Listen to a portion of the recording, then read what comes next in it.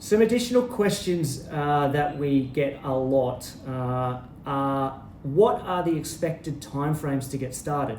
So I answer this in two parts. There's before a franchise agreement and after a franchise agreement. So before the franchise agreement is approximately an 8 to 12 week process. I've seen it done a little faster, very rarely though. It's generally a bit slower, and that's a good thing because we highly recommend and mandate external advice through financial advisory, accountancy, and legal.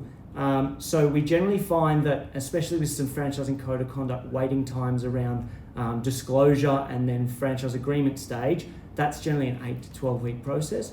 But once we get through that, and then there's a 2-week cooling off period once a franchise agreement is signed, we generally see another 8 to 12 week process, which is the setup phase before a business commences. So in that setup phase where we're recruiting our master plumber and getting a bit of a timeline and runway to commencement for that. We're also acquiring any vehicles, equipment, and then other setup requirements for that period of time. We have seen that rush through in a shorter period of time. I think the fastest we've seen is about 5 weeks, but it absolutely wouldn't recommend that. We want to be able to tick all the boxes really strategically and thoroughly before commencing.